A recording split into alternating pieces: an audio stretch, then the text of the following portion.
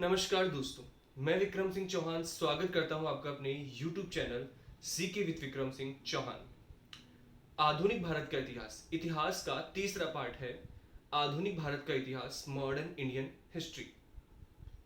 कल हमने modern Indian history का इंट्रोडक्शन क्लास देखा था जिसमें हमने प्रत्येक चैप्टर को डिस्कस किया था कि कौन कौन से चैप्टर हम आधुनिक भारत के इतिहास में पढ़ने वाले, जिसमें हमने यूरोपीय कंपनियों के आगमन की बात की थी। आज हम उसी चैप्टर को देखेंगे। फिर हम उसके आगे चले थे मुगल साम्राज्य का पतन, राज्यों की स्वतंत्रता, अंग्रेजों का आगमन, आंग्ल मराठा संघर्ष, मैसूर संघर्ष, सिख संघर्ष, 1857 की क्रांति, राष्ट्रीय आंदोलन, गांधी युग और भारत की आजादी। ऐसे करके हमने मोटे मोटे सिलेबस को कल हमने देखा था। आज इस सिलेबस का हम पहला चैप्टर लेने जा रहे हैं जिसका नाम है यूरोपीय कंपनियों का भारत में आगमन। जी हाँ, हमारी जो सीरीज चल रही है उसका नाम है आधुनिक भारत का इतिहास, और जो हम पढ़ने वाले हैं वह उस चैप्टर का नाम है यूरोपीय कंपनियों का भारत में आगमन। जी हाँ, यूरोपीय कंपनियों का भारत में आगमन, इस चीज को आज हम देखने वाले हैं। ठीक है, तो यूरोपीय कंपनियों की भारत के आगमन को देखेंगे। ऐसा क्या हुआ कि यूरोपीय कंपनियां भारत में आती हैं, स्थापित होती है, व्यापार और व्यवसाय के लिए आती है। बाद में इनमें संघर्ष होता है और इस संघर्ष में इन कंपनियों में एक कंपनी विजय होती है जिसका नाम था ईस्ट इंडिया कंपनी, जो इंग्लैंड के द्वारा भेजी गई थी। और उसी ईस्ट इंडिया कंपनी या अंग्रेजों से हमारा संघर्ष इस पूरी मॉडर्न इंडियन हिस्ट्री में चलेगा। तो पहले हम देखते हैं कि आने की आवश्यकता क्यों है। मैंने एक छोटा सा मैप बनाया है, कच्चा ही मैप है। ये वाला जो पार्ट है ये एशिया का पार्ट है। यहाँ एक महाद्वीप आता है जिसका नाम है ऑस्ट्रेलिया। ये यूरोप महाद्वीप है, ये अफ्रीका, इधर उत्तरी अमेरिका और इधर दक्षिणी अमेरिका। मैं साइन बना देता हूँ।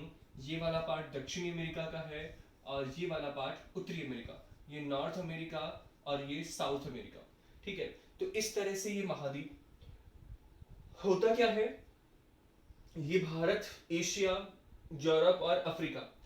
तो यूरोपीय कंपनियों का भारत में आगमन, और हम एक शब्द पढ़ते हैं, कल भी मैंने चर्चा की थी कि भारत की खोज का श्रेय जिस व्यक्ति को गया है उसका नाम है वास्को डिगामा। जी हाँ, वास्को डिगामा को भारत की खोज का श्रेय गया और इन्होंने भारत की खोज की थी 1498 में। ये बात लिखी हुई है लेकिन इस बात का सही अर्थ यह नहीं है, गलत तरीके से लिखा हुआ है। वास्को डिगामा ने भारत की खोज ना करके भारत के लिए एक नए मार्ग की खोज की थी। इस मार्ग को खोजने की आवश्यकता क्यों है, हम पढ़ते आ रहे हैं। मुगल काल में पढ़ा हमने, सल्तनत काल में पढ़ा, प्राचीन भारत के इतिहास में हम इंडस सिविलाइजेशन में पढ़ते हैं, सिंधु घाटी सभ्यता में, कि यूरोपियों से भारत का व्यापार होता था। स्थल मार्ग और जल मार्ग दोनों से ही व्यापार हो रहा था। समय बदला, व्यापार अवरुद्ध हो गया। जब इस्लाम धर्म का उदय हुआ तो एशिया और यूरोप वाले पार्ट पर अरबों का अधिकार हो गया। इस वाले पार्ट पर अरबों का अधिकार हो गया, यानी कि इस्लाम सत्ता स्थापित हो गई। ऐसे में आगे चलकर के एक स्थान है जिसका नाम है कुस्तुतुनिया। इसी कुस्तुतुनिया वाले मार्ग से यूरोपीय भारत में आते थे, व्यापार करते और यहां से चले जाते थे। तो भारत में बहुत सारी वस्तुओं की आवश्यकता यूरोप को थी, इसीलिए यूरोपी इस स्थल मार्ग से भारत में व्यापार करते थे। एक मार्ग और था यूरोपियों का भारत के साथ व्यापार का, वह मार्ग था इस एक देश है जिसका नाम है इटली। इटली और अफ्रीका के बीच में एक सागर आता है जिसका नाम है भूमध्य सागर। तो इटली से भूमध्य सागर में जहाज के माध्यम से यहां पर आते और इस लाल सागर से यह भारत जाते। लेकिन दोनों के बीच में एक अवरुद्ध ये था कि अफ्रीका और एशिया महाद्वीप के बीच में एक लैंडमार्क था, यानी कि स्थल। तो लाल सागर, भूमध्य सागर आपस में जुड़े हुए नहीं थे, बीच में एक स्थल मार्ग था जिससे जहाज यहां पे रुकता और अपना सामान इस लैंडमार्क पे रखता, फिर पुनः जहाज में भरा जाता और फिर वह भारत जाते। तो इस तरह का मार्ग जाना था। लेकिन होता क्या है, मध्यकालीन भारत के समय इस वाले हिस्से पर, ये जो हिस्सा है इस क्षेत्र पर, इटली का एक शहर है जिसका नाम है वेनिस, यानी कि इटली अपना अधिकार जमा लेता है, एक अधिकार कर लेता है कि यह हमारा क्षेत्र है, इसमें से आपको प्रवेश नहीं दिया जाएगा, अगर प्रवेश दिया जाएगा तो भारी टैक्स लिया जाएगा। तो ऐसे में यूरोप के अन्य देशों के लिए मार्ग अवरुद्ध हो गया। तो पहला पॉइंट कैंसिल। ठीक है, ये मार्ग अवरुद्ध हो गया। दूसरा मार्ग कुस्तुतुनिया वाला स्थल मार्ग था, लेकिन 1453 में कुस्तुतुनिया पर भी तुर्कों का अधिकार हो गया। किसका अधिकार हो गया? तुर्कों का अधिकार हो गया। तुर्कों का अधिकार होने की वजह से अब यूरोपीय व्यापार करने नहीं आ सकते थे। इनके द्वारा या तो इनसे भारी टैक्स लिया जाता या फिर इनके द्वारा किए गए व्यापार में जो संपत्ति प्राप्त होती उसे तुर्क लूट लिया करते। तो ऐसे में यूरोपीय काफी कंफ्यूज हो गए कि भारत के साथ व्यापार करे तो करे कैसे। और भारत की जो भौतिक वस्तुएं थी उनकी बहुत ज्यादा डिमांड थी कहां पर? यूरोप में।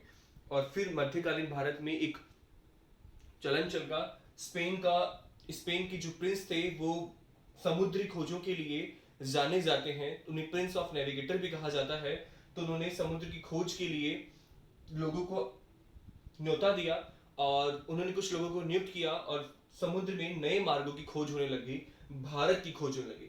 आपको याद होगा एक व्यक्ति जिसका नाम है क्रिस्टोफर कोलंबस। क्रिस्टोफर कोलंबस एक नाविक थे और यह भारत की खोज के लिए निकले थे। क्रिस्टोफर कोलंबस भारत की खोज के लिए निकले थे, लेकिन क्रिस्टोफर कोलंबस भारत की खोज करने के बजाय ये पहुंच जाते हैं अमेरिका। जी हाँ, 1492 में क्रिस्टोफर कोलंबस भारत की खोज के लिए निकले, लेकिन ये अमेरिका पहुंच जाते हैं। और आपको पता हो अमेरिका के मूल निवासियों को अमेरिका के जो मूल निवासी थे उन्हें आज भी रेड इंडियन कहा जाता है। इंडियन यहाँ, इंडिया यहाँ, लेकिन यहाँ के मूल निवासियों को रेड इंडियन कहा गया, जिसका कारण यही था कि क्रिस्टोफर कोलंबस को लगा कि मैं भारत पहुंच गया हूं, लेकिन वो भारत ना पहुंच के अमेरिका पहुंचते हैं। इसलिए क्रिस्टोफर कोलंबस को 1492 में अमेरिका की खोज का श्रेय गया।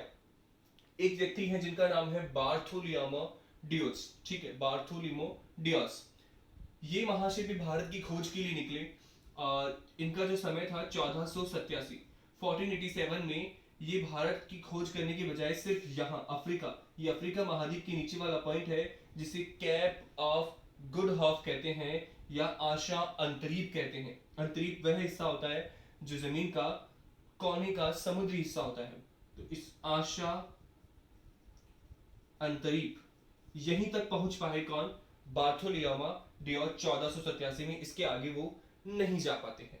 ठीक है, अब यहां तक का मार्ग तो खोज लिया गया। ठीक है, यानी कि कैप ऑफ गुड इसके आगे, कैप ऑफ गुड होप यानी इसके आगे भी जाया जा सकता है, आशा है। तो इसीलिए इस आशा अंतरिप तक बार्थोलोमेव डियाज पहुंच गए। अब समय आया, पुर्तगाल का एक नाविक निकला जिसका नाम था वास्को डी गामा। जी हाँ, वास्को डी गामा भारत की खोज के लिए निकलते हैं। उन्हें यहां तक तो ज्ञात है कि यह यहां तक रास्ता है। तो वो वास्को डी गामा पुर्तगाल से निकलते हैं, इस रास्ते से यहां तक आते हैं, इस तट के सहारे सहारे वो यहां पहुंच जाते हैं। और यहां पहुंच करके उन्हें रास्ते में एक गुजराती व्यक्ति या गुजराती नाविक मिलता है और उसी नाविक की सहायता से वास्को डी गामा भारत में पहुंचते हैं और भारत की खोज या भारत के समुद्री मार्ग की खोज करते हैं। भारत में जिस स्थान पर उनका जहाज रुका था वह स्थान था कालीकट, और कालीकट में एक व्यक्ति है जिसका नाम है ज़ैमोरिन, जो वहां का शासक था। ज़ैमोरिन ने अतिथि देवो भव का पालन किया और वास्को डी गामा का भारत में या कालीकट में भव्य स्वागत किया गया। तो वास्को डी गामा 1498 में भारत की खोज का श्रेय गया। तो आप समझ ही गए होंगे कि किस तरह से मार्ग अवरुद्ध हो गया, इसलिए नए मार्ग की आवश्यकता पड़ी। 3 व्यक्ति निकलते हैं, Christopher Columbus, Bartholomew Diaz, Vasco D gamma. Bartholomew Diaz ने आशा अंतरिप तक की खोज की, क्रिस्टोफर कोलंबस ने अमेरिका की खोज की और वास्को डी गामा ने भारत के लिए समुद्री मार्ग की खोज कर दी। अब इस मार्ग की खोज पुर्तगालियों ने की है, तो पहला अधिकार पुर्तगालियों का। इसके आगे की बात करेंगे कंटिन्यू। इससे पहले मैं बता दूं, हमारा चैप्टर है यूरोपीय कंपनियों का भारत में आगमन। तो पहली कंपनी या पहला देश जो भारत में आता है वह है पुर्तगाल। ठीक है, 1498। पुर्तगालियों के बाद में भारत में जो कंपनी आती है वो डच ईस्ट इंडिया कंपनी है और यह आती है 1602। इसके बाद भारत में आते हैं अंग्रेज। देखो 1600 ईस्वी में इन्होंने अपनी कंपनी की स्थापना कर ली थी, लेकिन इनका आगमन जो होता है वो 1608 में होता है। अंग्रेजों के बाद में आते हैं डेनिश, और डेनिश के बाद में आते हैं फ्रांसीसी। 1664। ठीक है, तो इस तरह से 5 यूरोपीय कंपनियां भारत में आती है, 5 यूरोपीय कंपनियां भारत में आती है, पुर्तगाली, डच, अंग्रेज, डेनिश, फ्रांसीसी। पुर्तगाली 1498 में, डच 1602 में, अंग्रेज 1600 ईस्वी में इन्होंने अपनी कंपनी की स्थापना की, किंतु इनका आगमन भारत में, जो कंपनी का व्यापारिक पत्र था, वो लेकर के 1608 में यह भारत आते हैं। इसके बाद डेनिस है, डेनिस 1616 में आते हैं, ठीक। और उसके बाद फ्रांसीसी 1664। तो आपको ये क्रम याद रखना होगा, ये क्रम पूछा जाता है एग्जाम में। सर्वप्रथम पुर्तगाली, उसके बाद डच, उसके बाद अंग्रेज, उसके बाद डेनिश, और उसके बाद में कौन है, फ्रांसीसी है, ठीक है। पुर्तगाली भारत में आते हैं और भारत में अपना प्रभाव बनाते हैं। इनके प्रभाव को डचों के द्वारा कम कर दिया जाता है। फिर डच भारत में स्थायी व्यापार को स्थायी करने का प्रयास करते हैं, लेकिन डचों के प्रभाव को कम कर दिया जाता है अंग्रेजों का। डेनिश ने भारत में व्यापार की कोई विशेष रुचि नहीं दिखाई। अब फ्रांसीसियों के आगमन के बाद में जो संघर्ष चलेगा वो अंग्रेजों में और फ्रांसीसियों में चलेगा, और दोनों के मध्य संघर्ष होगा, जिसे कर्नाटक युद्ध का नाम दिया जाएगा, और वह प्रथम कर्नाटक, द्वितीय कर्नाटक और तृतीय कर्नाटक युद्ध के नाम से जाना जाएगा। अंग्रेज और फ्रांसीसी संघर्ष में अंग्रेजों ने फ्रांसीसियों को पराजित कर दिया, और भारत की सत्ता जिसे प्राप्त हो गई वह कौन थे, अंग्रेज थे। पहले उन्हें व्यापार के एकाधिकार प्राप्त हुए, और इसी व्यापार के एकाधिकार के बाद उन्हें भारत की सत्ता प्राप्त हो जाती है, और वो बंगाल से निकल करके बंगाल, अवध, उड़ीसा, बिहार, दिल्ली, और फिर अपनी नीतियों के माध्यम से उस लगभग संपूर्ण भारत पर धीरे धीरे अपना अधिकार कर लेते हैं। अब इन कंपनियों की बात करेंगे हम नेक्स्ट क्लास में। पहले हम पढ़ेंगे पुर्तगाली गवर्नरों को, कि वास्को डी गामा के बाद में कौन कौन से गवर्नर भारत में आते हैं। उसके बाद डच, अंग्रेज, डेनिश और फ्रांसीसी। आज की क्लास में इतना ही। धन्यवाद। अगर आपको क्लास अच्छी लगी तो इसे लाइक कीजिए, शेयर कीजिए, और ज़्यादा से ज़्यादा लोग इससे जुड़िए। प्रत्येक कॉम्पिटिटिव एग्जाम में ये क्लास इंपॉर्टेंट है। इसी के साथ ये क्लास इंपॉर्टेंट हो जाती है बीए थर्ड ईयर के लिए। तो बीए थर्ड ईयर वाले प्लीज कनेक्ट दिस वीडियो। आप जुड़े इस वीडियो से और इस चैनल से, और अपनी स्टडी को कंटिन्यू कीजिए। धन्यवाद।